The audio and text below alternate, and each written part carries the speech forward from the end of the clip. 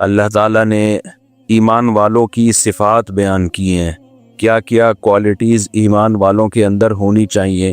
اگر وہ کوالٹیز ان کے اندر نہیں ہیں تو اس کا مطلب وہ ایمان والے نہیں ہیں۔ جب بھی میں یہ آیتیں پڑھتا ہوں مجھے ایک چیز کا بہت زیادہ خیال آتا ہے کہ مذہبی لوگوں کی ایک الگ سے عجیب سی پہچان بن چکی ہے، اور چند رسومات ہیں جن کو نام دیا گیا ہے کہ یہ مذہب ہے۔ چند رسومات کو دیکھو، غیر مسلموں کی کوئی رسومات نہیں ہوتی۔ جو غیر مسلم سے میری مراد جو ایتھیسٹ ٹائپ کے ہوتے ہیں اور جو ملحد ہوتے ہیں یا لبرل ٹائپ کے ہوتے ہیں، ان کے کسی مہینے کے ساتھ کوئی رسم نہیں ہے۔ ان کا دعویٰ یہ ہے کہ ہم انسانیت پہ بلیو رکھتے ہیں، انسانیت، ہیومینٹی، کہ انسان کے لیے اچھا ہو۔ اسلام نے بھی اسی کو فوکس کیا الحمد سے لے کے والناس تک، لیکن اسلام نے اس کو بہت مضبوط انداز میں بیان کیا ہے۔ ہوائی نعرے نہیں لگائے ہیں اسلام نے، ہوائی باتیں نہیں کی ہیں کہ بس انسانیت انسانیت، بلکہ اسلام نے بتایا کہ اسلام نام ہے ریلیشن کا، اللہ سے تمہارا ریلیشن مضبوط ہو کیونکہ اس نے تمہیں بنایا ہے، اس کے تم پر احسانات ہیں۔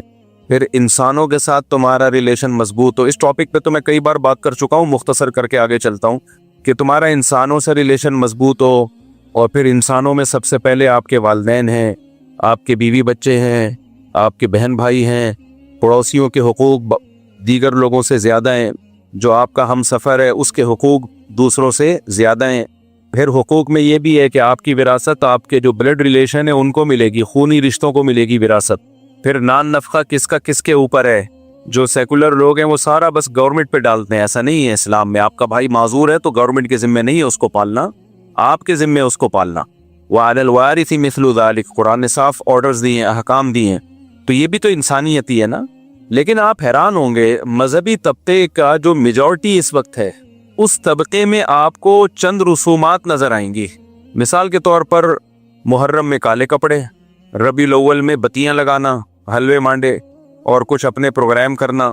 پھر 40واں آتا ہے محرم کے بعد، سفر میں جو 40واں آتا ہے اس پہ چھٹی، وہ چند اپنی رسومات ہیں، اس میں کچھ پروگرامز ہوتے ہیں۔ یعنی مختلف قسم کے پروگرامز کا نام اسلام بن چکا ہے، کچھ مذہبی رسومات کا نام۔ حالانکہ آپ الحمد سے لے کے والناس تک قرآن اٹھاؤ، خدا کی قسم لا الہ الا اللہ، انسانیت کے علاوہ کچھ ملتا ہی نہیں ہے آپ کو اس میں۔ وہ انسانیت آج مارکیٹ میں شارٹ ہو رہی ہے، وہ ختم ہو رہی ہے انسانی۔ وجہ پتہ ہی کیا ہے؟ انسان بننے کے لیے نا، انسان بننے کے لیے اپنی خواہشات کو قربان کرنا پڑتا ہے، اور خواہشات مذہبی رسومات کو ادائیگی پہ مجبور کرتی ہیں آپ کو۔ وہ رسومات جو مذہب نے نہیں بتائیں، جو ہماری پیدا کردہ ہیں، وہ مزہ آتا ہے انسان کو انٹرٹینمنٹ چاہیے، تفریح چاہیے۔ اگر اسے آپ فلموں ڈراموں سے، گانوں بجانوں سے روک دو گے تو مذہب ہی میں انٹرٹینمنٹ تلاش کرے گا، پھر وہ مذہب ہی میں تفریح تلاش کرتا ہے۔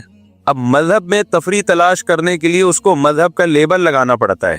بھائی آپ کوئی کنسرٹ کر رہے ہو، کوئی میوزیکل شو کر رہے ہو، ہے تو یہ بھی تفریح، لیکن آپ اس میں مذہب کا لیبل لگا سکتے ہو؟ بولو، نہیں لگا سکتے۔ آپ ویسے ہی حلیم پکا کے کھا رہے ہو، مذہب کا لیبل لگا سکتے ہو؟ نہیں لگا سکتے۔ تو مذہبی لوگ بیچارے کہاں جائیں گے؟ ان کی تو زندگی اندھیری ہو جائے گی۔ تو انہوں نے کیا کیا؟ مذہب کے لیبل لگا کے انٹرٹینمنٹ کا ایک سامان، جیسے قوالی ہے، انٹرٹینمنٹ ہے۔ کاکڑ دنہ ہوتا ہے نا قوالی میں بیان میں کہتا ہوں نا، کاکڑ دنہ ہونا چاہیے۔ اس پہ کیا مطلب کاکڑ دنہ کا؟ قوالی جب چلتی ہے سلولی، شروع میں مزہ نہیں آتا، بورنگ ہوتے ہوتے پھر وہ جوش میں آتا ہے، پھر کاکڑ دنہ ہو جاتا ہے، ڈنگ ٹڑک ڈنگ کر کے شروع ہو جاتا ہے حساب کتاب، پھر مزہ آنا شروع ہوتا ہے، پھر لوگ جھومتے ہیں، ناچتے ہیں، ہے وہ بھی انٹرٹینمنٹ۔ لیکن اس انٹرٹینمنٹ میں کیا ہے؟ کوئی اہل بیت کی تعریف ہوگی، یا خدا کی حمد و ثنا ہوگی، یا پیغمبر کی صلی اللہ علیہ وسلم کی تعریف ہوگی۔ تو اب ہے انٹرٹینمنٹ، لیکن اس میں مذہب کا تڑکا لگانے کے لیے وہی میوزیکل پروگرام ہے، وہی میوزیکل شو ہے، وہی ہلنا جلنا ہے، تھرکنا ہے، جو انسان چاہتا ہے کہ تھوڑا سا کچھ مستی ہونی چاہیے۔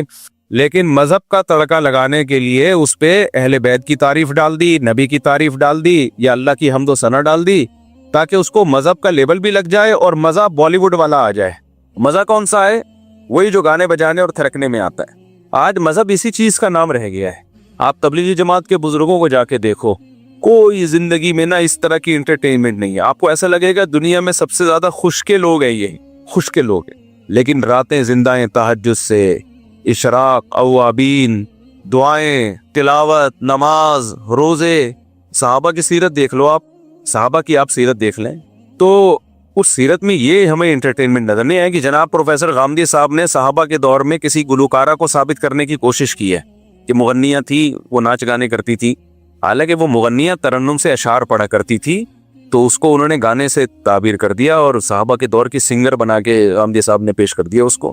تو غامدی صاحب ہیں بھائی، وہ بڑے لوگ ہیں، کچھ بھی کر سکتے ہیں، کیا خیال ہے؟ کوئی پوچھنے والا ہے نہیں۔ تو اب کیا ہے کہ جو اسلام کی روح ہے نا وہ بالکل ملیا میٹ ہوتی چلی جا رہی ہے، روح ختم ہوتی چلی جا رہی ہے۔ آپ محرم میں دیکھ لو کیا ہو رہا ہوتا ہے، لوگ مرثیے لگا کے گھوم رہے ہوتے ہیں، پھر ربیع الاول میں ایسی نعتیں آ رہی ہیں جو میوزک کے ساتھ، اور بالکل ان کا اتار چڑھاؤ ایسا ہے کہ کھڑے کھڑے آدمی کو تھرکنے کا دل کرنا شروع کر دیتا ہے۔ وہی اپنی ٹھڑک جو بالی ووڈ کی تھی وہ نعت لگا کے، بریلویوں میں بھی بہت سے علماء اس کے خلاف ہیں، کسی مسلک کو برا نہیں کہہ رہا، بہت سے بریلوی علماء خود کہتے ہیں کہ یہ غلط ہے، یہ نعتوں کا یہ اسٹائل، لیکن اس کے پیچھے جذبہ کیا ہے؟ انٹرٹینمنٹ۔ تبھی میں چیخ کے تھک گیا بھائی، انٹرٹینمنٹ اور بہت سارے طریقوں سے ہو سکتی ہے جو جائز ہیں، لیکن اس پہ مذہب کا لیبل مت لگاؤ۔ مذہب نے انٹرٹینمنٹ سے تھوڑی منع کیا ہے، جائز انٹرٹینمنٹ رکھو نا بھائی، دوڑو بھاگو، سوئمنگ کرو، گھوڑ سواری کرو، شادی بھی تو ایک انٹرٹینمنٹ ہے، شادی کر لو طریقے سے۔ اب لوگ کہتے ہیں اس میں بھی جب کریں گے تو ولیمے میں ڈانس، ناچنا اور بھنگڑے اور یہ سب، بھائی اس کی کیا ضرورت ہے؟ آپ کو دلہن مل جائے، اس سے بڑی کیا انٹرٹینمنٹ ہے؟ بس کافی ہے نا، یہ کافی ہے۔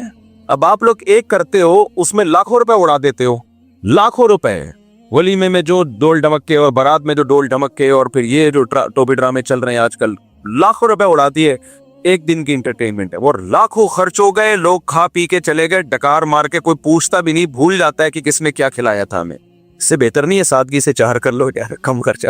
وہ انٹرٹینمنٹ زیادہ ہے، وہ نیچرل ہے، وہ نیچرل ساری زندگی کی انٹرٹینمنٹ ہے، وہ بیوی کی محبت، پھر اس سے اولاد کی محبت، پھر بچوں کی خوشیاں، ساری زندگی کی ہے وہ۔ شیطان کن غلط راستوں پہ انسان کو ڈالتا ہے، اور اگر وہ انٹرٹینمنٹ کرنی ہے تو مذہب کا لیبل تو نہیں لگاؤ بھائی اس کے اوپر، مذہب کا لیبل تو نہیں لگاؤ۔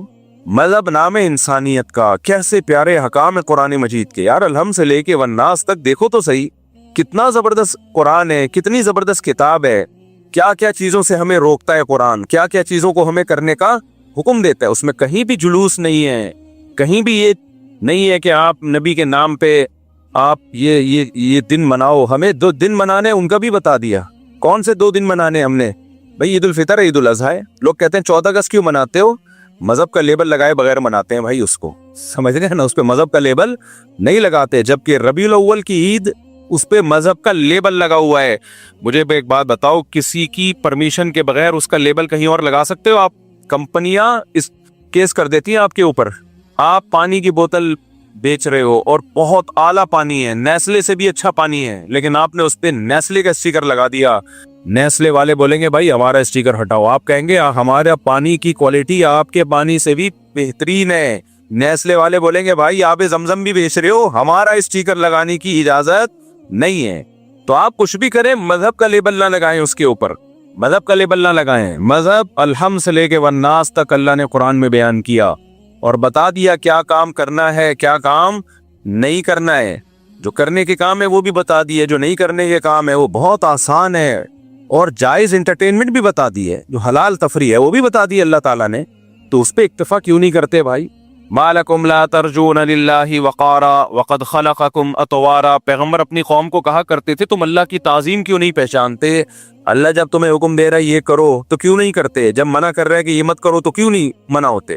آپ بتاؤ، جتنے پیغمبر دنیا میں آئے ہیں سب پیغمبروں نے اپنی قوموں کو کیا دعوت دی ہے؟ ان کے عقیدے خراب تھے تو ان کو بولا یہ عقیدہ درست کر لو، ان کے اعمال خراب تھے، کچھ ناپ تول میں کمی کیا کرتے تھے، ان کو بولا ناپ تول میں کمی مت کیا کرو، کچھ کیا کر جھوٹ بولتے تھے ان کو جھوٹ سے روکا، کچھ امانتوں میں خیانت کرتے تھے ان کو امانتوں میں خیانت سے روکا، کچھ لڑکوں سے بدفعلی کرتے تھے ان کو بدفعلی سے روکا، زنا سے روکا، ماں باپ کی نافرمانی سے روکا، رشتہ داری توڑنے سے روکا۔ تمام آسمانی کتابوں کی بیسک تعلیمات یہی ہیں، اور یہ آج ہماری سوسائٹی میں نظر نہیں آئیں گی۔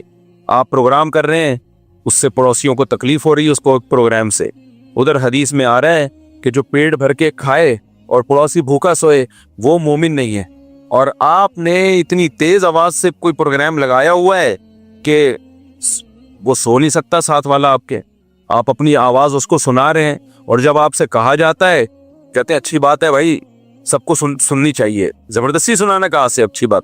میں جب یہاں مسجد میں آیا تو میں نے کہا بھائی جمعے کی جو تقریر ہوگی نا وہ ہماری اس مائک پہ اسپیکر پہ نہیں ہوگی, باہر کا اسپیکر آف ہوگا. بعض لوگوں نے اعتراض کیا کہ اس بہانے بہت سے لوگ آپ کا بیان سن لیتے ہیں. میں نے کہا بھائی جو نہیں سننا چاہتا وہ بھی تو سن لیتا ہے نا, کیوں زبردستی. میں نے کہا بھائی اسلام سے اس کی پرمیشن لے کر آؤ کہ اسلام نے یہ کہا ہو کہ زبردستی اپنی بات لوگوں کے کان میں ٹھوسو, یہ کہاں ہے اسلام میں. پرمیشن لے آؤ تو ہم کر لیں گے. تھانے سے پرمیشن مل بھی جائے تو اتنی پرمیشن کافی نہیں ہے, پہلے پرمیشن کس سے ملنا ضروری ہے؟ اللہ سے. اچھا یہاں مذہبی لوگ ایک گڑبڑ یہ کرتے ہیں کہ جب آپ خود شریعت کے خلاف کام کر رہے ہو تو آپ پھر اس پہ مذہب کا لیبل لگاتے ہو کہ تمہیں حق سننے سے تکلیف ہوتی ہے, اذان کی آوازیں مائک پہ ہونی چاہیے, اسپیکر پہ ہونی چاہیے, لیکن اتنی تیز آواز کر دینا مائک کی کہ آپ کی مسجد کے قریب دوسری مسجد ہے, آپ کی اذان کی آواز آپ کے محلے کو بھی کراس کر کے دور دور تک جا رہی ہے. بھائی اس محلے کے لیے وہ والی مسجد کافی ہے, ان کی اذان کی آواز وہ سن لیتے ہیں. آپ کی اذان کی آواز ایک لمٹ ہونی چاہیے, جو آپ کے مسجد کے ارد گرد کے لوگ ہیں وہاں تک آواز پہنچ جائے, بس اتنا کافی ہے. کسی مسجد میں عمل ہوتا ہے اس پر؟ اتنے زور زور کے بھونپو لگاتے ہیں نا, کان پھٹنا شروع ہو جاتے ہیں. لیکن جب آپ مؤذن کو یا مسجد کی انتظامیہ سے کہو بھائی یہ اسپیکر کو تھوڑا سلو کر لو, آواز پہنچ جاتی ہے. پہلے زمانے میں مؤذن ایسے چیخا کرتا تھا زور سے, اس کی آواز سے کان کے پردے نہیں پھٹتے تھے. اب تو ٹیکنالوجی نے ترقی کی ہے, آپ والیوم جتنا چاہے بڑھا دو, اتنا بڑھا دو کہ ایسا لگے کہ کسی نے دھماکہ کیا, ایٹمی بم کو بم پھٹائے, بڑھا سکتے ہو آپ. تو مؤذن کیا کرتے ہیں فل. کئی بار ہماری مسجد میں ایسا ہوا, پھر میں نے مؤذن کو سمجھایا, میں نے کہا والیوم آہستہ کرو بھائی, بچے ڈر کے اڑ جاتے تھے, اتنی کم زور سے آواز. تو کیوں بھائی اتنی پاورفل آواز کیوں رکھی ہے؟ اب مذہبی لوگ اس میں گڑبڑ کیا کرتے ہیں, جب ان کو کہا جائے, محلے پڑوس والے آ کے بولے تھوڑا سا والیوم کیا کریں, سلو کریں, کیونکہ دوسرا محلہ جہاں سے شروع ہو رہا ہے تو ان کو ان کی مسجد کی آواز پہنچ جاتی ہے. آپ اپنے محلے تک رکھیں. تو پتہ ہے کیا جواب ہوگا؟ لو اذان کی آواز سے تمہیں تکلیف ہو رہی ہے, اللہ کا نام سننے میں تمہیں تکلیف ہو رہی ہے, تم تو اسلام سے ہی خارج ہو, میں تو اور بڑھاؤں گا تاکہ تم جیسے شیطانوں کو تکلیف ہو. اور پھر حدیثیں بھی سناتے ہیں کہ شیطان جو ہے اذان کی آواز سن کے بھاگتا ہے نفرت سے, تو شیطان ہے اذان کی آواز سن کے بھاگ رہا ہے. اب یہ آپ قرآن و سنت کا ناجائز فائدہ اٹھا رہے ہو, یہ آپ کیا کر رہے ہو؟ قرآن و سنت کا غلط فائدہ. اسی طرح مؤذن بہت لمبی لمبی اذانیں بھی دیتے ہیں, یہ بھی غلط ہے. اتنی لمبی اذان, اللہ دیکھو کھینچنے کی تو کوئی انتہائی نہیں ہے. لفظ اللہ پہ مد نہیں ہے, لفظ اللہ پہ مد. ہم نے مفتی رشید احمد صاحب رحمہ اللہ تعالیٰ کے, میں نے 7-8 سال اذان دی ہے, حضرت نے کہیں لفظ اللہ کو ایک الف سے زیادہ کھینچ لیا نا, جیسے اللہ اکبر, یہ تھا ہماری اذان کا طریقہ. پھر دوبارہ اللہ اکبر, بس. سمجھ میں آ رہی ہے بات؟ اگر کسی دن میں نے یوں کھینچنی نا اللہ اکبر, حضرت نیچے اترتے تھے. اللہ کیوں, کیا دلیل ہے اس کی؟ ہم کہتے تھے ساری دنیا میں ہو رہی ہے, صحیح ہو رہی ہے. فرماتے تھے کہ کیا دلیل کیا ہے, دلیل سے بات کریں, مد تو نہیں ہے اس کے اوپر. ہم کہتے تھے, بعض قاری کہتے ہیں یہ مد تعظیم ہے. کا پھر اس کا اینڈنگ پوائنٹ کیا ہے اس تعظیم کا؟ کھینچتا ہی رہے سارا دن, سانس کے تجربے کرتے رہے یہاں بیٹھ کے. تو حضرت اس مد تعظیم کے قائل نہیں تھے. فرمایا مد وہی ہے جو قرآن سے ثابت ہے نا, جو حروف مدہ کے بعد اگر حمزہ آ رہا ہے یا وقف آ رہا ہے تو وہاں مد کرنا جائز ہے, یہ تجوید کا قانون ہے. تو ذرا سی کھینچتے تھے نا, حضرت آ کے پوچھتے تھے کہ یہ کہاں سے نکالا, تمیز سے اذان دو بھائی. اللہ اکبر. اذان میں اقامت میں فرق ہے, اذان ٹھہر ٹھہر کے ہوگی, اقامت جلدی جلدی ہوگی, بس یہ فرق ہے. تجوید کے لحاظ سے کوئی فرق نہیں ہے. پھر اشہد اللہ, لا پہ مد ہے کیونکہ آگے حمزہ آ رہا ہے, لا کو کھینچ سکتے ہیں آپ. اشہد میں ہا کو نہیں کھینچ سکتے. اشہد اللہ الہ الا اللہ, بس. الا اللہ پہ بھی مد ہے, تو مد کو 3 سے لے کے 5 الف تک کھینچ سکتے ہیں آپ. اور لا الہ میں بھی لا کو بھی. لیکن مؤذن کیا کرتا ہے, اشہد, ایک تو ہا کو کھینچے گا وہ. پھر ال کو کس قانون کے تحت آپ نے اتنا لمبا کھینچا ہے؟ یہ کیا ہے بھائی؟ لا الہ میں لا کو ایسا کھینچے گا کہ اپنی وہ پھیپڑوں کی طاقت بیان کر رہا ہوتا ہے کہ میرے جو لنگس ہیں وہ بھی جوان ہیں, وہ بوڑھے نہیں ہوئے. پھر الہ میں الہ پہ مد نہیں ہے, لیکن وہ الہ, اور لوگ بھی کہتے ہیں کیا سر لگائی ہے یار اس میں, الہ کھینچے جا رہا ہے. کوئی پوچھنے والا نہیں ہے کہ اس کا اذان کتنے ڈیوریشن کتنا ہونا چاہیے بھائی اس کا. کہتے ہیں جتنی میری لنگس میں طاقت ہے اتنا ڈیوریشن ہونا چاہیے, نہیں ہے. یہ نہیں ہے. اذان بھی عربی کے قواعد کے مطابق ہوگی, اس کی بھی ایک لمٹ ہے. یہ نہیں کہ مؤذن پہ چھوڑ دے اب مائک تیرے ہاتھ میں, اب تو اپنے لنگس کی پاور دکھا, کتنی طاقت ہے تیرے اندر. ایسے تو بھائی وہ پھر احترام تھوڑی ہوگا اذان کا. خواتین ہمارے سروں پہ دوپٹہ لے لیتی ہیں اذان کے وقت, اچھی بات ہے. میں نے جم میں لوگوں کو دیکھا ایکسرسائز چھوڑ دیتے ہیں, یار اذان ہو رہی ہے, لیکن مؤذن ان کے اس ادب کا ناجائز فائدہ اٹھاتا ہے اور کھینچتا رہتا ہے, اتنا کھینچتا ہے. وہ لوگ کہتے ہیں یار تو ادھر ہی نکل گئے ہمارے. کیوں لوگوں کو آزمائش میں ڈال رہے ہو بھائی؟ پھر جب کوئی اس پہ اعتراض کرتا ہے, میں نے کئی دفعہ اعتراض کیا کہ بھئی اتنی لمبی نہیں ہونی چاہیے اذان, تو لوگ پتہ کیا کہتے ہیں, مولوی صاحب نے کہا اصل میں تم لوگوں کو اذانوں سے تکلیف ہے, اللہ کا نام تو جتنا سنا جائے اچھا ہے, اپنی مرضی سے جتنا کرو بھائی, زیادہ سے زیادہ کرو, لیکن اجتماعی چیزوں میں شریعت کا مزاج کیا ہے؟ مختصر, تاکہ لوگوں کو تکلیف نہ ہو. جماعت سے نماز میں طول دینے کا حکم ہے یا اختصار کا حکم ہے؟ مختصر پڑھی جائے. صحیح حدیث ہے, نبی صلی اللہ علیہ وسلم نے فرمایا جب کوئی شخص امامت کرے فَلْيُخَفِّفْ, نماز کیا کرائے؟ ہلکی. جب اپنی پڑھے تو پھر جتنی چاہے لمبی پڑھے نماز. کیوں؟ نبی نے فرمایا فیہم السقیم, کیونکہ مقتدیوں میں بیمار بھی ہوں گے, بوڑھے بھی ہوں گے. اسلام کا مزاج یہ کہ اجتماعی جب کام ہوگا تو پھر سب کو ساتھ لے کے چلا جائے گا, تو اس میں آسانی رکھی ہے. جمعے کی نماز 2 رکعتیں ہیں نا, پبلک زیادہ ہوتی ہے, ویسے ظہر میں 4 رکعتیں ہیں, بھائی پبلک زیادہ ہے تو 2 پڑھا کرو. اس کی ایک وجہ یہ بھی ہے کہ خطبہ بھی ہوتا ہے اس میں. حضرت معاذ ابن جبل تھے, انہوں نے عشاء کی نماز میں نا سورہ بقرہ پڑھنا شروع کر دی. اتنی لمبی نماز پر پہلی رکعت میں سورہ بقرہ. ایک صحابی پیچھے کھڑے کھڑے تھک جاتے تھے, ایک دن وہ نماز توڑ کے بیٹھ گئے. تو حضرت معاذ ابن جبل نے ان کو ڈانٹا, ان کو بولا کہ تم منافق ہو گئے ہو, نماز سے تمہیں معاذ اللہ کوئی نفرت ہو گئی ہے اور نماز توڑ کے بیٹھ گئے, تم سے لمبی نماز نہیں پڑھی جا رہی. تو قرآن کیا کہتا ہے؟ منافقین نماز سستی سے پڑھتے ہیں, قرآن کے الفاظ ہیں. تو ان کا خیال یہ تھا یہ تو نماز میں ٹینشن محسوس کرنا یہ تو منافقین کا کام ہے. تو ان صحابی نے جا کے نبی کو شکایت لگائی. صحیح حدیث ہے یہ کہ یا رسول اللہ, میں اتنی لمبی نماز پڑھا رہے تھے, مجھ سے نہیں پڑھی گئی. تو آپ نے ان صحابی کو نہیں ڈانٹا اور وہ یہ نہیں کہا تم واقعی منافق ہو. حضرت معاذ کو اتنا سخت آپ نے تنبیہ کی, افتان انت یا معاذ, اے معاذ تم لوگوں کو فتنوں میں آزمائش میں ڈال رہے ہو, اور ان کو امامت سے معزول کر دیا کچھ وقت کے لیے. کیوں بھائی؟ اجتماعی کام ہے, سب کو لے کے چلنا ہے اس میں. دیکھو نبی صلی اللہ علیہ وسلم نے فرمایا مجھے اگر میری خواہش تھی کہ عشاء کی نماز کو تاخیر سے پڑھا جائے, 1/3 رات تک اس میں تاخیر کی جائے, لیکن امت میں مشقت کا خوف ہے, اتنی دیر تک لوگوں کے لیے جاگنا مشکل, اس لیے جلدی پڑھنے کا حکم دیا. کیوں؟ اپنی طور پہ پڑھ لو بھائی, آپ اپنے طور پہ آپ پڑھ لیں. تو دوسرا اصول ہے, وہ اصول فقہ کا قرآن و سنت ہی سے اخذ کیا گیا ہے کہ جب کسی مسئلے میں ابتلا زیادہ ہوتا ہے تو اس میں خود بخود آسانی ہو جاتی ہے. ہم جو کہتے ہیں نا جھینگا کھانا جائز نہیں ہے, لیکن کچھ ممالک ایسے ہیں جہاں حنفی رہتے ہیں لیکن ان کی صدیوں سے کھاتے آ رہے ہیں, وہاں ان کو اس اختلاف کا فائدہ دیا جاتا ہے کہ اب بھائی ان سے چھڑوانا بہت مشکل ہے, چلو یار اختلافی مسئلہ ہے, چلو بھائی ٹھیک ہے, بجائے اس کے کہ حرام کہہ کے وہ سب ساری قوم تھوڑی حرام کھائے گی. تو گنجائش اختلاف سے یہ فائدہ ہوتا ہے. تو جب بھی کوئی معاملہ اجتماعی نوعیت کا ہوتا ہے تو شریعت کا مزاج کیا ہے کہ اس میں آسانی پیدا کی جائے. آپ نے فرمایا اپنی نماز جتنی چاہو مختصر پڑھو, لمبی پڑھو. اب اپنی تو ٹک ٹک ٹک کر کے چل رہی ہوتی ہے اور نماز میں لمبی گھسیٹ رہے ہیں. اچھا, بعض اماموں نے ایک اور کام شروع کیا ہے, اس پہ کلپ بنا لیا کریں, اچھے ٹاپنگ ہے یہ. میں دیکھ رہا ہوں تو ہمارے چینل سے کوئی ڈھنگ کا کلپ نہیں آ رہا ہوتا, دوسرے دن نکال کے چلا رہے ہوتے ہیں.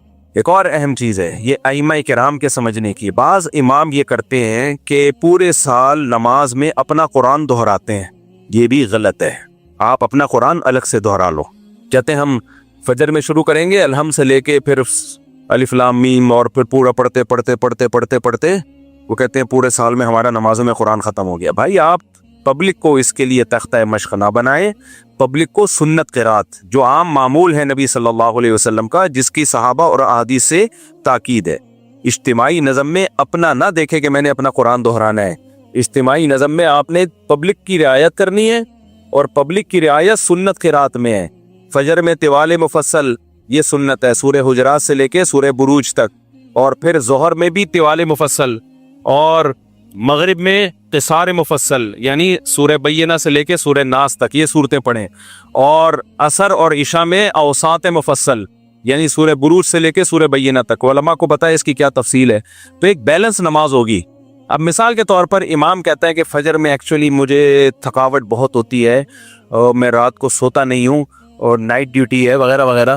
کوئی کہیں پڑھانے جاتے ہیں مدرسے میں, کوئی نائٹ ڈیوٹی, کوئی چوکیداری ہو سکتی ہے, بعض دفعہ ہوتا ہے امام ہوتا ہے چوکیدار بھی ہوتا ہے, تو نائٹ ڈیوٹی ہے, کوئی بھی وجہ ہو, یا مجھے نیند نہیں آتی رات کو, تو فجر میں پڑھاؤں گا انا اعطیناک الکوثر اور دوسری رکعت میں قل ھو اللہ احد, یہ پڑھایا کروں گا میں. اب لوگ آ رہے ہیں بھائی فجر میں تو طویل صورتیں پڑھنا سنت ہے, سورہ مزمل پڑھیں آپ, سورہ ملک پڑھیں, سورہ نون قلم پڑھیں, طویل صورتیں فجر میں پڑھنا سنت ہے. صحیح حدیث ہے حضرت عائشہ کی کہ بھائی فجر کی 2 رکعتیں ہیں ہی اس لیے کہ ان میں قرات زیادہ لمبی ہے. قرات اس میں کیا ہے, لمبی قرات کا حکم ہے. اور وہ کہتا ہے چلو وہ مغرب میں لمبی پڑھ لوں گا, میں مغرب میں سورہ ملک پڑھوں گا پہلی رکعت میں, دوسری رکعت میں سورہ دہر پڑھوں گا, تو صحیح ہوگا یہ. اب اس سے کہا جائے یار تم یہ تو غلط ہے, تو سنت کے خلاف ہے. کہہ رہے بھائی میں مجبور ہوں, فجر میں تھکا ہوا ہوتا ہوں, مغرب میں فٹ فاٹ ہوتا ہوں.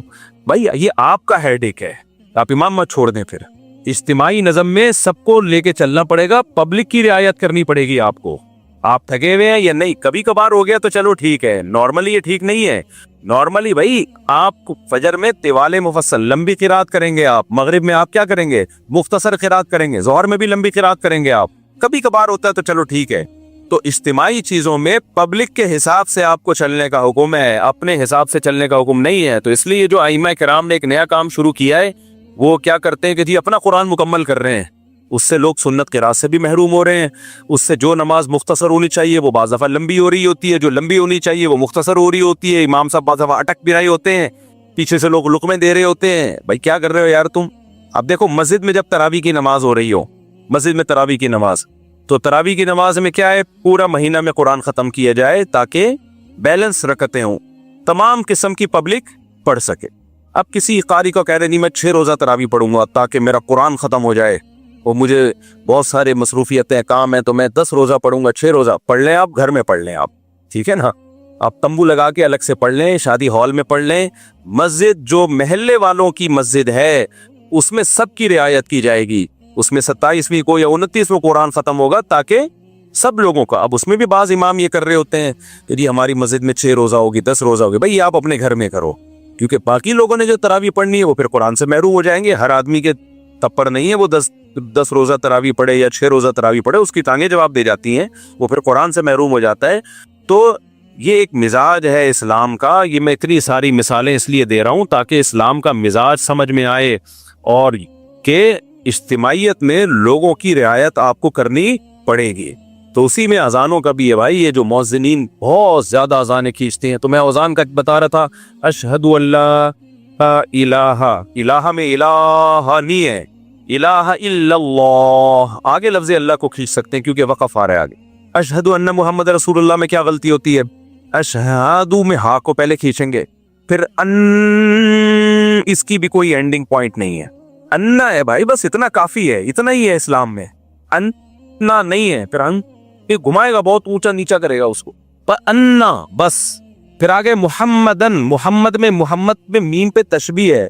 تو اب یہ نہیں کہ محمد, یہ کس اصول کے تحت. تو مؤذنین کہتے ہیں بھائی اذان کے کوئی اصول نہیں ہوتے, جس طرح سے خوبصورت بن رہی ہے بناؤ. نا نا نا نا نا, یہ تو پھر کوئی اور کسی اور طرح سے اس میں چاشنی ڈالنے کی کوشش کرے گا, کوئی اور طریقے سے. اذان عربی زبان میں ہے, تو جو کلام جس زبان میں ہوتا ہے اسی کے قواعد اور ضابطوں کا اس میں خیال کرنا پڑتا ہے. سمجھ رہے ہو کہ نہیں سمجھ رہے؟ انگلش میں جو لفظ جیسا انگریز پڑھتے ہیں ویسا ہی ہے. آپ کہہ سکتے ہو آج کل کے عرب تو ایسے ہی اذانیں دے رہے ہیں, تو عربی آج کی زبان نہیں ہے, 1400 سال پرانی زبان ہے. تو جو علم لغت کے ماہر لوگ ہیں انہوں نے جو گرامر مرتب کی ہے وہ آج کے عربوں کو دیکھ کے نہیں کی ہے, وہ 1400 سال پہلے کی عربی زبان کو دیکھ کے کی. آج کے عرب بھی اس اصول کے پابند ہیں, اگر وہ اس پہ غلطی کر رہے ہیں تو ان کا قول حجت نہیں ہے. ایسے تو مصر کے عربی جو ہے وہ اللہ اکبر کو اللہ اچبر بولتے ہیں, میں نے خود سنا ہے اور بارہا سنا ہے. مصر کے جو عربی آتے ہیں نا حج کرنے کے لیے, عمرہ کرنے کے لیے, تو میں نے بہت دفعہ میں سنا ہے اللہ اکبر.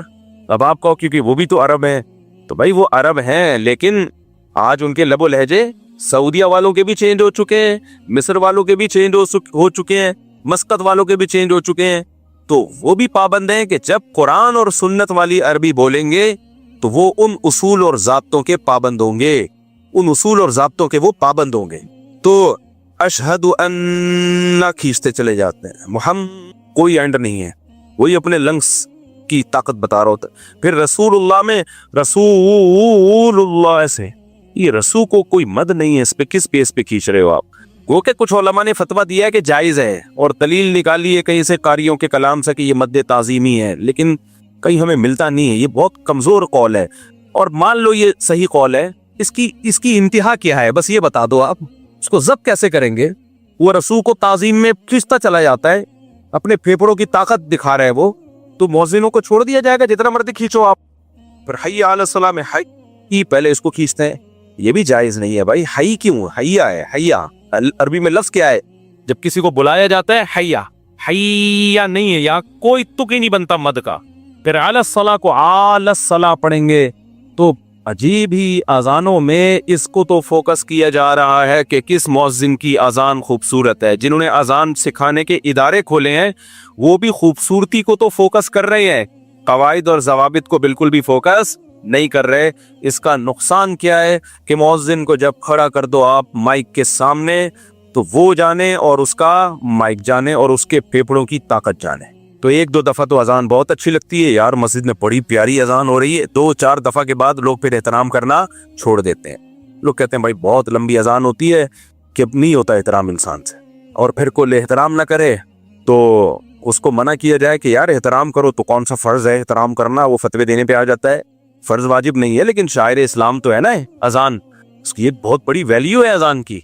और फिर दूसरी बात ये शुरू कर देते हैं कि जो नहीं कर रहे होते फिर वो जब एहतराम, तो भाई इतना लंबा एहतराम करे कौन यार, ये तो बहुत लंबी अजान खींचते हैं ये।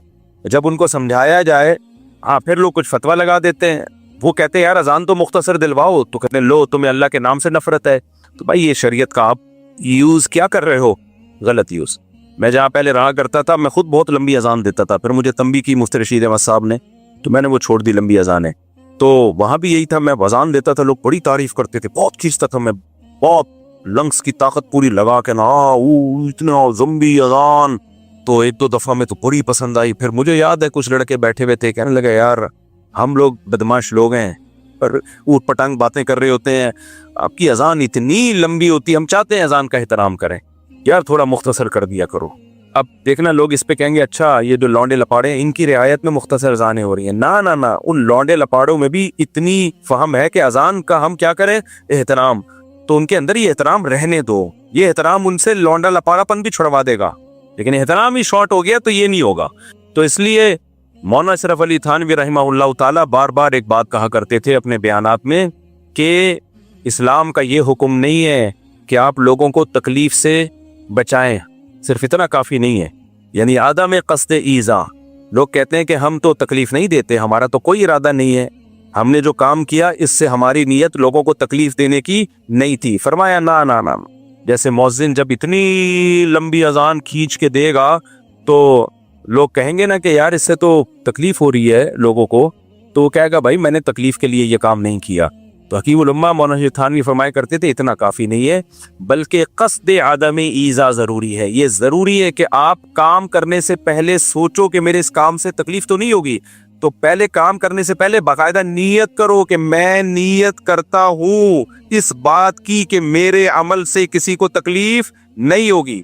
यानी तकलीफ देने का इरादा तो नहीं है, बिला इरादा तो तकलीफ दे रहे हो ना, तो तकलीफ ना देने का इरादा करो। तकलीफ देने का इरादा नहीं है ये काफी नहीं है, तकलीफ ना देने का इरादा होना चाहिए। नहीं आई मेरा ख्याल है बात।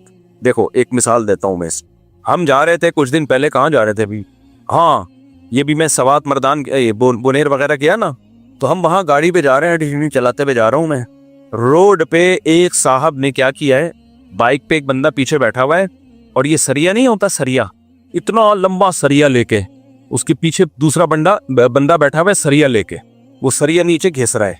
मोहतरम सुजुकी नहीं करवा रहे, बाइक पे मकान और दुकान की जो कंस्ट्रक्शन, ये छतों की कंस्ट्रक्शन के लिए लंबे लंबे सरिया नहीं आते, वो सरिया पीछे लेके बैठा हुआ है और आगे बंदा बाइक चला रहा है और ये खर्चा बचा के अपना सरिया पीछे पकड़ा हुआ है। अब वो सरिया कभी यूं जा रहा है कभी यूं जा रहा है, पीछे मुड़ मुड़ के देख तो रहे। अब हम तो गाड़ी में थे पीछे, हमने बड़ी एहतियात की क्योंकि गाड़ी का टायर अगर सरिये पे आ गया तो वो तो गिरेगा, गाड़ी गिरे ना गिरे वो बाइक वाला तो गिरेगा। सामने से एक और बाइक वाला आ रहा है, ये बुनेर का वाकया है, सामने से एक और बाइक वाला आ रहा है, کیا ہوا کہ اس آدمی کا جو پچھلا وہ جو جب بائک اس نے موڑی ہے تو سریا ادھر کو چلا گیا. اب جب ادھر گیا تو اس کا پہیا آیا سریے پہ اور وہ سلپ ہوتے ہوتے خطرناک طریقے سے بچا ہے. وہ بچ کے نا وہ بھی پٹھان غصے میں اترا, پیچھے مڑ کے ابھی دیکھ رہا ہے وہ نکل چکے تھے, انجوائے کرتے جا رہے ہیں, اور سریا یوں ہی سلپ ہو رہا ہے. ان کی بلا سے پیچھے کوئی مرے کوئی جیے. ہم بھی اتنی مصیبت میں کہ یار کہاں سے نکالیں بھائی.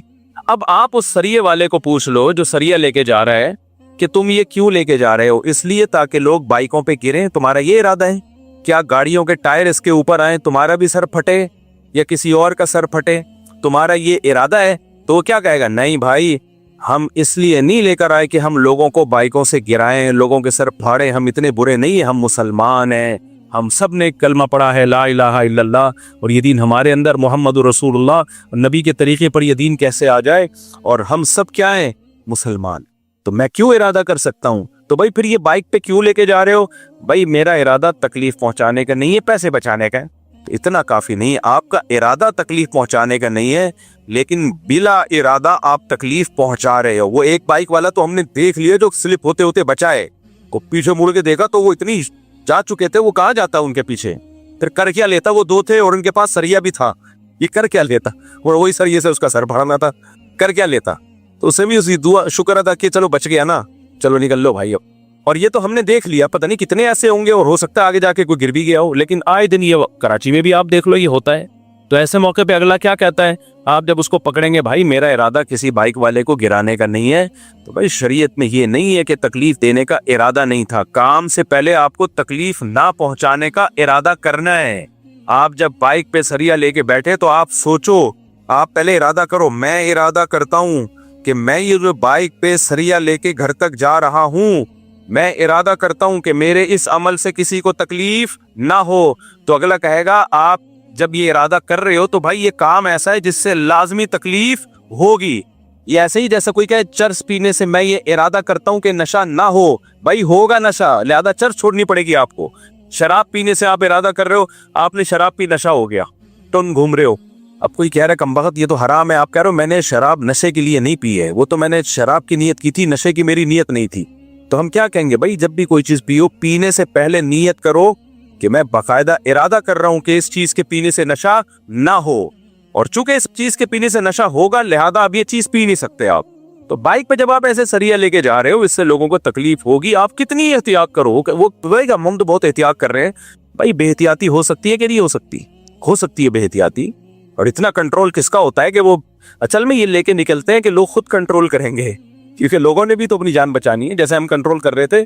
حالانکہ میں اگر اپنی گاڑی اس کے سریے پہ چڑھا دیتا, میرا کچھ بھی نہیں بگڑنا تھا, وہ دونوں لیٹے ہوئے ہوتے.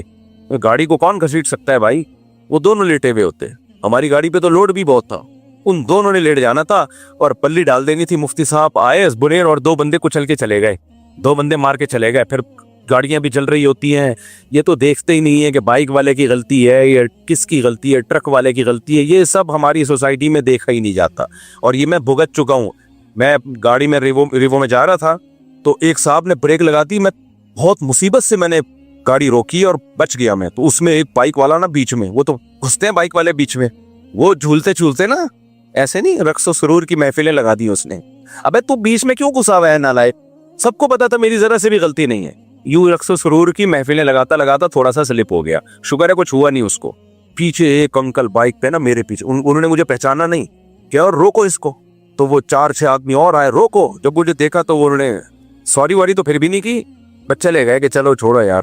لیکن مجھے اس وقت احساس ہوا, میں نے کہا دیکھو یہ تو میں مشہور آدمی ہوں, چھوڑ کے چلے گئے. وہ غیر مشہور ہوتا پٹ جانا تھا بیچارے نے, حالانکہ 0% بھی ہماری غلطی نہیں تھی. وہ رقص و سرور کی محفلیں لگانے میں اس کا اپنا ہاتھ تھا. 2 گاڑیوں کے بیچ میں فاصلہ ہوتا ہے میرے بھائی, تو اس میں تیرے کو کیا ضرورت ہے بیچ میں گھسنے کی. اس اگلی والی نے ایک دم بریک لگائی ہے تو میں کہاں جاؤں اسے, میں تو بریک ہی لگاؤں گا نا. پھر بھی ہلکے پھلکی ٹچ ہو گئی تو میرا تو قصور نہیں ہے نا اس میں. تو وہ رقص و سرور بائک والے یہی کر رہے ہوتے ہیں. تو جو اکثر بائک والے کچلتے ہیں نا, بعض دفعہ تو غلطی ٹکر مارنے والے کی ہوتی ہے, لیکن بائک والے بھی اتنے معصوم نہیں ہیں. ان کمبختوں کو بھی, میں نے جتنی بائک چلائی ہے آپ کی سوچ سے بھی زیادہ ہوگی, تو یہ کمبختوں کی بھی بہت غلطیاں ہوتی ہیں. یہ خود جا کے ٹکراتے ہیں اور گر کے مظلوم بن کے پڑے ہوئے ہوتے ہیں. اب سر تو ظاہر ہے اسی کا کھلے گا, ٹرک والے کا سر تھوڑی کھلے گا, مظلوم بن کے پڑے ہوئے ہوتے ہیں. मर गए, ये हो गया, लोग पकड़ के उसको मार रहे होते हैं। यार पहले देख तो लो उसकी गलती भी है कि नहीं है। लोगों का मिजाज है कि जो पावरफुल है उसको मारो, जिसके पास बड़ी गाड़ी है उसको मारो, और ये अपनी गुर्बत को कैश कराए बस। मासूम सा मुंह लेके आ जाएगा मैं, और लोग उस तरह सहारा होता है, यार इसको क्या आदमी कहे। ऐसे वाकयात और है मेरे पास, लेकिन टाइम बहुत ज्यादा हो जाएगा। तो इसलिए मुअज्जिनीन को चाहिए भाई अजानों में लोगों की आजमाइश ना करें। लोग फिर हरमैन की मिसाल देते हैं, हरम में भी तो फिर लंबी नमाजें होती हैं, तो वो दलील का जवाब दलील से देना चाहिए, ठीक है ना। हरम में जो लंबी अजानें होती हैं उस पर भी बाज अरब उलमा को इश्कालात हैं। बाज अरब उलमा की तहरीरें मैंने खुद पढ़ी है, उनको वहां पे भी इश्काल है कि भाई इतनी लंबी अजान साबित नहीं है। और बिलफर्ज हरम में हो भी रही है तो हरम की बात ही कुछ और होती है। हरम में तो जाते ही लोग अजान सुनने के लिए हैं, तो आप अपनी मस्जिद को, अंडा मोड़ की मस्जिद को हरम पे कयास ना करें। आप वहां तो अलग माहौल होता है, तो उस पे आप अंडा मोड़ और बाकी दुनिया की मस्जिदों को कयास ना करें। तो ये भी है कि भाई अजान में भी एतदाल जरूरी है। मुअज्जिन अपनी आवाजों की खूबसूरती के लिए माइक जब उसके हाथ में आ गया तो वो जो खींचता है। मैंने अक्सर देखा है जब मैं किसी बयान में जाऊं, कोई प्रोग्राम हो, कोई जलसा हो, गए बयान में कारी साहब को बिठा दिया कि पहले तिलावत कलाम से इस महफिल का आगाज होगा। कारी साहब जो बैठे हैं ना, पुलिस भी नहीं उठा पा रही उसको। मैं घड़ी देख रहा हूं कि यार मेरे बयान का टाइम आधा घंटा है और उसमें सिर्फ 15 मिनट रह गए हैं। बाय एयर इतना लंबा सफर करके हम गए हैं, अब बोल भी नहीं सकते। लोग कहेंगे लो भाई तिलावत से नफरत है। कारी लोगों की वाहवा देख रहे हैं, पढ़े जा रहे, पढ़े जा रहे, भाई वो भी कैसे अच्छे पढ़ते हैं, गलत नहीं पढ़ते, खींचे जा रहा है, खींचे जा रहा है। एक दफा ऐसा ही हुआ, कहीं इधर नाजाबाद में कोई बयान था, मुझे बुलाया, मेरे पास बहुत शॉर्ट टाइम था, मैंने कहा चलो चले जाते हैं यार। मैं चला गया, बुखारी साहब को बिठाया, वो मेमोरी नहीं छोड़ रहा हूँ, पढ़े यार। फिर मैंने बीच में टोक दिया, मैंने कहा भाई बस स्टॉप। तो नहीं रुक ही नहीं रहा था। मैंने कहा सारा वक्त तो कारी साहब ही निकाल लेंगे, या तो महफिल क़िराअत हो, फिर तो जितना लंबा पढ़ो, क्योंकि लोग आए ही कुरान की तिलावत सुनने के लिए। महफिल है बयान की और तिलावत आपने इतनी लंबी। तो उसमें अब मेरा तरीका यही है कि मैं जब जाता हूं तो पहले मैं कह देता हूं भाई कारी साहब तिलावत कुल हुवल्लाहु अहद, बस इससे ज्यादा नहीं करना। बाकी फिर जब हमारा मूड होगा हम आपको बुलाएंगे, लंबी तिलावत हम आपसे सुनेंगे। नात वाले भी ये कर रहे होते हैं, लंबी नात शुरू कर देंगे, इतनी लंबी नात, ये सब। अच्छा लोग भी तकलीफ में होते हैं, तो ये भी तो ईज़ाए मुस्लिम है, किसी को तकलीफ देना है, लेकिन इस तकलीफ पे लेबल अच्छा लगाए, बुरा लेबल लगाए, अच्छा लेबल। कुरान सुना रहे हैं भाई, जबरदस्ती का सुनाना ये भी तकलीफ है। वो नहीं सुनना चाह रहा, आप क्यों जबरदस्ती सुना रहे हो उसको? तो इन तकलीफों को तकलीफ समझा ही नहीं जाता हमारी सोसाइटी में। एक और मसला, जब बात चल पड़ी है तो मिसालें ही देता रहता हूँ ना मैं तो वो मिसालें देता हूँ जो हाजिर सर्विस मार्केट में चल रही हैं तकलीफ पहुंचाने की, लेकिन उनको तकलीफ नहीं समझा जाता। मुझे ये बहुत भुगतना पड़ता है। कहीं बयान में बुलाया मेरे बयान के लिए, अब लोग मेरा नाम सुन के आए, वरना वो नहीं आते। बहुत से लोग ऐसे होते हैं जो भाई हमें लाइक करते हैं, हमारा नाम यूज होगा तो आएंगे, नहीं होगा तो नहीं आएंगे। बाज लोग किसी और को लाइक करते हैं तो वहां मेरा नाम ले लो तो वो नहीं आएंगे। ये तो हर मशहूर जो शख्सियत होती है उसके साथ ऐसा होता है। अब आपने लेबल लगा दिया जी मुफ्ती तारिक मसूद साहब का, तो हमारे जितने भी फैन फॉल थे वो सारे इकट्ठे हो गए, पूरे शहर से आ गए कि मुफ्ती साहब सुभान अल्लाह, मफूल का ख्याल में। अब वो जो कंपेयरिंग कर रहे हैं ना, होस्ट है कम बखत 1.5 घंटे का वो बयान कर देता है। वो कहता है आज मुझे अपना मंजन बेचने का मौका मिल रहा है, इतनी पब्लिक इकट्ठी हुई है, ये वैसे तो सुनेगी नहीं, आज अपना मंजन बेचो। और कैमरा भी लगा हुआ है और उसकी तस्वीर मेरे साथ और वीडियो, तो लोग भी कहते हैं को बहुत पहुंचे हुए हैं। भाई मुफ्ती साहब का बयान 15 मिनट का हुआ और हजरत जी का 1.5 घंटे का, जबकि लोग जमाइयां ले रहे होते हैं और बेजार आए हुए होते हैं। भाई तू हट यार, लेकिन बोल नहीं सकते कुछ। बहुत दफा होता है मेरे बयान से पहले थका देते हैं लोगों को। बाज मुल्कों में ऐसा हुआ, मैं गया बयान के लिए, देखा थक के ना लोग चूर हो चुके हैं। अभी रिसेंटली कनाडा में ऐसा हुआ, बयान के लिए जब मैं गया हूँ, मजमा बहुत है, मैं बैठा हूँ तो लोग थके हुए ना, बिल्कुल कोई उनके चेहरों पे रौनक नजर नहीं आ रही, बोर हो रहे हैं। मुझसे तो फिर बयान नहीं होता जब मैं लोगों का चेहरा देखता हूँ थका हुआ है।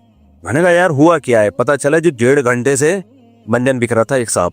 ये भी तो ईज़ाए मुस्लिम है या नहीं है? मुझे भी तकलीफ दी और पब्लिक को भी, जिसको सुनने आए थे उसको। एक लिमिट होती है ना इंसान की।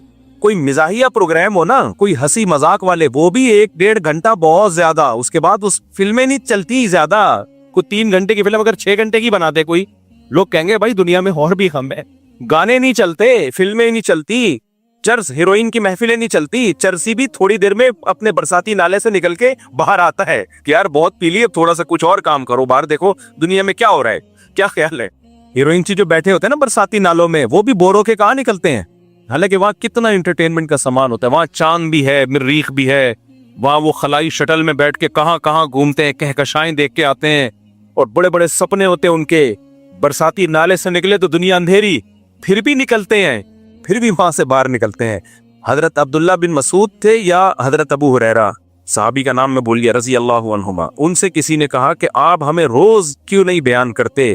آپ روز وہ جمعرات کے دن مجلس لگایا کرتے تھے کوفہ میں واعظ و نصیحت کی، انہوں نے کہا آپ روز بیان کیا کریں۔ تو عبداللہ بن مسعود نے فرمایا کہ میں اس لیے روز بیان نہیں کرتا کہ ہمارے نبی بھی وقفے وقفے سے بیان کیا کرتے تھے، کیونکہ خشیت ان تملو او کما قال، اس خوف سے کہ تم اکتا نہ جاؤ۔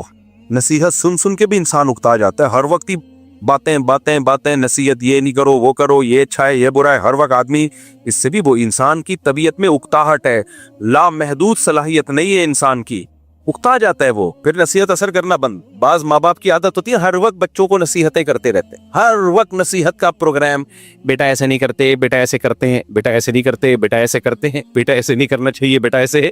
بچہ کہتے ہیں میرے ابا کا بس آٹومیٹکلی گھر میں آتا ہی آٹو پہ آ جاتے ہیں، بٹن دب جاتا ہے اور نصیحت کے پروگرام کیسٹ کی طرح، تو اس بچے پہ نصیحت اثر کرنا ختم۔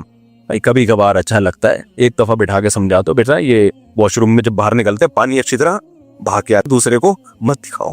مجھے تو ایک دفعہ میرے بڑے بھائی سے چماٹ پڑا تھا، مجھے ہمیشہ یاد رہے، چھوٹا بچہ تھا، واش روم گیا، پانی بہایا تھا، لیکن واش روم میں لوگ پانی بہانے کا مطلب کیا ہوتا ہے کہ کہیں دور تک بھی اثرات نظر نہ آئے اس کے، لوگ سمجھتے ہیں صرف، ابھی میں کیا ڈیٹیل میں جاؤں، بھائی ایسا غائب کرو مارکیٹ سے لگے کوئی تھک گیا ہی نہیں یہاں صدیوں سے، ایسا ہونا چاہیے صفائی۔ تو میں نے اس طرح صفائی نہیں ہوئی تھی، مجھے یاد ہے میں باہر نکلا، میرے بڑے بھائی گئے اور واپس آ کے مجھے یوں کر کے کمر پہ ایک دبا کے پٹاخ کر کے ایک ٹریڈ مارک جو ہے نا انہوں نے چھاپ دیا۔ وہ دن اور آج کا دن، یہ واقعہ ہوگا میں میرا خیال ہے 11 یا 12 سال کا تھا اس وقت، بس کچھ نہیں کہا انہوں نے۔ اچھا جیسے ہی وہ آئے نا میں نے کہا سوری غلطی ہوگی، مجھے احساس ہو گیا، انہوں نے یوں کیا، ایک کمر پہ طبیعت سے چھاپ دیا واپس، بس اس کے بعد چلے گئے۔ وہ دن آج کا دن مجھے اس عمل سے اتنی شدید نفرت ہے، کوئی واش روم میں جائے اور اپنے کچھ بھی نشانات چھوڑ کے آ جائے، بہت غلاظت ہے یار، یہ کیوں اپنی گندگی دوسرے کو دکھا رہے ہو؟ آپ جاؤ واپس ایسے آؤ جیسے میں گیا ہی نہیں، میں تو ہاتھ دھونے گیا تھا، بس ایسے ہو، ایسا ہی ہونا چاہیے۔ مسجدوں کے واش روم دیکھ لو اجتماعی، جب آپ اس میں گھسو گے واپس آؤ گے آدمی گھنٹہ تک تو ناک تو چلو بدبو تو آپ کے کنٹرول میں نہیں ہے، اچھا ایگزاسٹ ہونے چاہیے، ایگزاسٹ فین ہونا چاہیے، ہر واش روم میں ایگزاسٹ فین ہونا چاہیے۔ بھائی بدبو کہاں جائے گی آپ جب تک باہر نہیں نکالو گے اس کو، اس کا بھی انتظام نہیں ہوتا، تو یہ بھی تو آپ تکلیف دے رہے ہو کہ نہیں دے رہے؟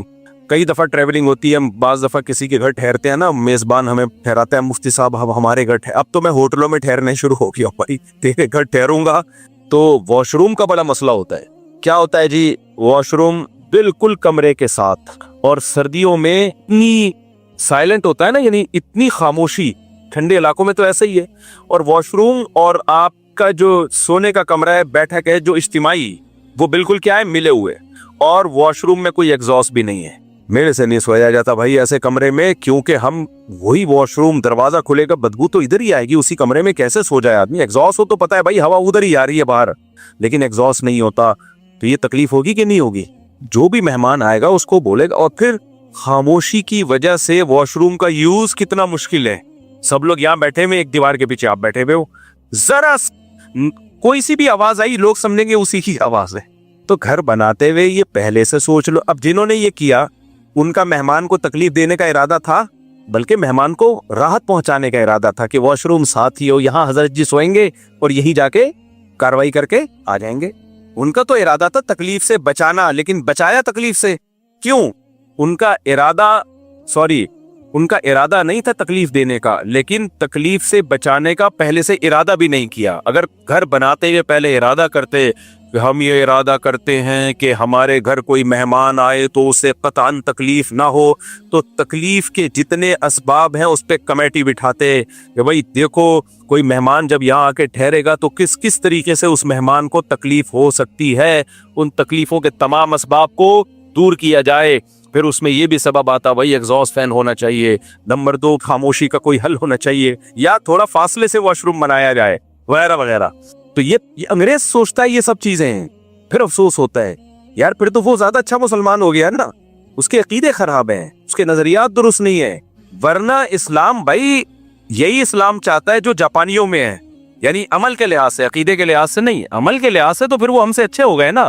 پھر تو لوگ صحیح کہتے ہیں یار وہ صرف کلمہ پڑھ لے تو ہم زیادہ اچھے مسلمان ہیں. بالکل صحیح کہتے ہیں. ہمارے یہاں ان چیزوں کا خیال ہی نہیں ہے. میں نے تو کبھی نہیں دیکھا امریکہ میں کوئی سریا لے کے جا رہا اور لہراتا ہوا یوں یوں کر کے جھومتا ہوا. روڈ ادھر سے لوگ مر رہے ہیں، گاڑیوں کو اتنا لوڈ کیا ہوا ہوتا ہے، ادھر سے سامان نکل رہا ہے ادھر سے بھی نکل رہا ہے. گنے کے جب کھیتوں کی کٹائی ہوتی ہے نا تو گنے لوڈ ہوتے ہیں ٹرکوں پہ. میں اپنے بچوں کو لے کے ایک دفعہ پکنک پہ تفریح پہ نکل گیا، آل پاکستان ٹور پہ. اب تو سیکیورٹی کے مسائل اتنے بہت مشکل ہو گیا، پہلے نکل جایا کرتے تھے. تو وہ ٹرک لائن سے آگے جا رہے ہیں، راستہ ہی نہیں مل رہا، نہ ادھر جاؤ نہ ادھر جاؤ، پورا ہے نا بدماشوں کی طرح روڈ ایسے کھول کے چل رہے ہو. بھائی کیا کر رہے ہو یار؟ ہم کے انسان کے بچے نہیں ہیں؟ ہم کے پاکستانی نہیں ہیں؟ گھنٹوں تک ہم ان ٹرک کے پیچھے آہستہ آہستہ چلتے رہے ہیں. پھر ایک کھلا ڈلا روڈ آیا، پھر جا کے کہیں سائڈ سے خطروں سے کھیلتے ہوئے کہ کہیں ادھر ادھر گر نہ جائے، ہم نے کہا پھر نکالی ہے گاڑی. تو یہ ساری مثالیں ہیں میرے بھائی کہ آپ نے اتنا کافی نہیں ہے کہ آپ کا ارادہ تکلیف دینے کا نہیں تھا، بلکہ آپ نے تکلیف نہ دینے کا کام شروع کرنے سے پہلے باقاعدہ ارادہ کرنا ہے. گاڑیاں پارک کرنے میں بھی یہی اصول ہے. پارک کر کے چلے جاتے ہیں، بندہ تلاش کرتے رہو. کوئی گاڑی مڑی نہیں پا رہی، وہاں سے گلی کے نکڑ پہ آپ نے گاڑی کھڑی کر دی، موڑتے رہو، پھر وہ بندے کو تلاش کرتے رہو. پھر وہ آئے گا، ایک ہلکا سا سوری کرے گا اور گاڑی ہٹا دے گا. تو وہ کیا کہے گا؟ بھائی میرا ارادہ نہیں تھا، غلطی سے ہو گیا. تو یہ کافی نہیں ہے. اسلامی حکومت ہوتی اس پہ سزا ملتی کہ آپ کا ارادہ نہیں تھا لیکن آپ کے عمل سے تکلیف ہوئی ہے، اور یہ تکلیف یقینی ہے. جو بھی یہ کرے گا اس سے تکلیف کا خطرہ ہوگا. اس مدرسے کے باہر تو آئے دن لوگ گاڑیاں پارک کر رہے ہوتے ہیں. ہمارا یہ مدرسہ ہے نا، اس کے سامنے گیٹ، اتنی مصیبت ہوتی ہے، اتنی مصیبت. گاڑی لے کے نکلو، آگے گاڑی کھڑی ہوئی ہے، بالکل گیٹ کے سامنے نہیں، تھوڑا کنارے پر ہوتی ہے. وہ سمجھتے ہیں بس نکل تو سکتے ہیں نا. بھائی نکل کے مڑے کدھر کو مڑے؟ ہم نے ادھر جانا ہے، ادھر گاڑی ہے تو ایسے کروٹیں لینی پڑتی ہیں. پہلے گاڑی کو یوں لے کر آؤ، پھر تھوڑا سا یوں کرو، پھر پیچھے کھمبا آ رہا ہے، پھر یوں کرو. آدھا گھنٹہ اس میں لگ کے کوئی بہت ہی ماہر ڈرائیور ہوگا جو موت کے کنویں میں گاڑی چلانے کا ایکسپرٹ ہوگا، وہ نکالے گا. ورنہ گھنٹہ گیا. یار تم تھوڑا سا پیچھے کر لیتے گاڑی کو. میں نے اپنے گھر کے باہر لکھ کے لگایا ہوا ہے گاڑی پارک کرنا منع ہے. آپ دیکھ لیں، یہاں بڑا بڑا لکھا ہوا ہے گاڑی پارک کرنا منع. ہر وقت گاڑی نظر آئے گی، اور میری گاڑی کے علاوہ ہوگی وہ. اب 24 گھنٹے تو گارڈ سر پہ نہیں کھڑے ہوئے نا. جب گاڑی نظر آتی ہے پھر تلاش کرتے ہیں کیمروں سے کون بندہ ہے. سیکیورٹی تھریٹس بھی تو ہو سکتی ہے نا، سیکیورٹی مسائل بھی تو ہو سکتے ہیں. پھر بندے کو تلاش کرو، آدھا گھنٹہ اس میں لگے گا. پھر انکل سے بحث کرو، کہیں گے بیٹا کہیں جگہ نہیں مل رہی. بھئی ہمارا ہیڈک تو نہیں ہے نا آپ کو کہیں جگہ نہیں مل رہی. آپ کو اپنے گھر میں سونے کی جگہ نہیں ہے، یہ تھوڑی کہ ہماری گیلری میں آ کے سو جاؤ آپ. یہ جگہ نہیں مل رہی تھی، میری بیوی نے مجھے کھانا نہیں دیا تو میں آپ کے گھر آ کے کھانا کھا رہا ہوں. اب یہ آپ کا مسئلہ ہے. گھر خریدنے سے پہلے سوچنا چاہیے تھا کہ جب میں گاڑی کھڑی کروں گا تو کہاں کھڑی کروں گا. یہ سب چیزیں لوگ کرائے پہ گھر لے رہے ہو یا گھر خرید رہے ہو تو یہ پہلے سوچو. لوگ نہیں سوچتے، کہتے ہیں لے لو سستا مل رہا ہے. گاڑی غفار صاحب کے گھر کے سامنے کھڑی کر دیں گے، پھر جب وہ پھٹا کرے گا تو جمشید کے گھر، پھر جمشید سے 1 مہینہ پھٹا چلے گا ستار کے گھر، ستار سے جھگڑا چلے گا وسیم کے گھر. جتنے نام پائے جاتے ہیں نا وہ سارے نام ختم ہو جائیں گے، اور آپ کا اس دوران کرائے کا ایگریمنٹ ختم، آپ دوسرا گھر تلاش کر رہے ہو. یہ چل رہا ہے کیا مارکیٹ میں. ہم نے اپنے شیخ حضرت مفتی رشید احمد صاحب رحمۃ اللہ علیہ کو دیکھا. میں پہلی دفعہ ایسی پارکنگ دیکھ کے حیران ہوا تھا. حضرت کے ہم جاتے تھے، بائک کھڑی کر دیتے تھے نا، ہم بیان سننے جاتے تھے. بائک جب ہم کھڑی کرتے تھے تو گلی پھر بھی چوڑی تھی، بہت ساری گاڑیوں کے جانے کا راستہ تھا. حضرت فرماتے تھے دیوار سے بالکل چپکاؤ. ہم کہتے تھے بھائی راستہ تو ہے. فرماتے راستہ ہے لیکن کھلا نہیں رہے گا، تنگ راستہ رہے گا. گاڑیاں گزر تو جائیں گی لیکن ٹینشن ہوگی نا. تو جب اتنی جگہ ہے، آپ گاڑی کو بائک کو دیوار سے چپکا سکتے ہو تو کم سے کم جگہ گھیرو نا، تاکہ لوگوں کے لیے زیادہ سے زیادہ جگہ ملے، کھلا ڈلا روڈ ملے. اتنی سختی کرتے تھے اس پہ. کوئی کار لے کر آیا، چپکاؤ بالکل دیوار سے، بالکل دیوار سے. اور ہم کیا دیکھتے تھے، پینڈوا کی طرح جو بھی آ رہا ہے گاڑی کھڑی کی، بائک بہت زیادہ خیال اس کا کر لیں گے کہ گاڑی کے گزرنے کی جگہ ہو، اور وہ بھی ایک گاڑی کے. اگر 2 آپس میں آ گئی ہیں اور 8-10 بائک والوں نے ایسا کر لیا تو پھر وہ ٹریفک پولیس والا بیچ میں لا کے کھڑا کرنا پڑتا ہے. وہ پہلے اس کو روکے گا، ادھر آ بھائی تو یہاں سے نکل. کیا ضرورت ہے یار، تمہارے پاس جگہ تھی، تم تھوڑا سا بائک کو اٹھا کے چپکا دیتے دیوار کے ساتھ.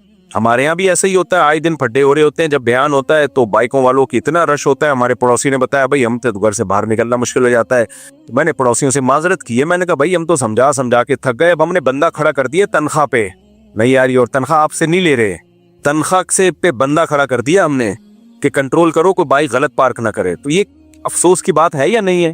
پڑھے لکھے لوگ ہیں, کوئی یہ نہیں کہ کسی گاؤں دیہات سے آئے ہیں, ان کے لیے بندہ تنخواہ پہ رکھنا پڑ رہا ہے جو لوگوں کو بتائے کہ یہ بائک ایسے نہیں, بیٹا اچھے بچے ایسے بائک کھڑی نہیں کرتے. اور وہ اچھے بچے کون ہیں؟ ڈاکٹرز بھی ہیں, چارٹرڈ اکاؤنٹنٹ بھی بیان سننے آ رہے ہیں. ان اچھے بچوں کو سمجھایا جا رہا ہے, اور سمجھانے والا مسجد کا ملازم ہے, گاؤں کا بندہ ہے, وہ سمجھا رہا ہے, اس کو تنخواہ مل رہی ہے نا اس لیے سمجھا رہا ہے وہ.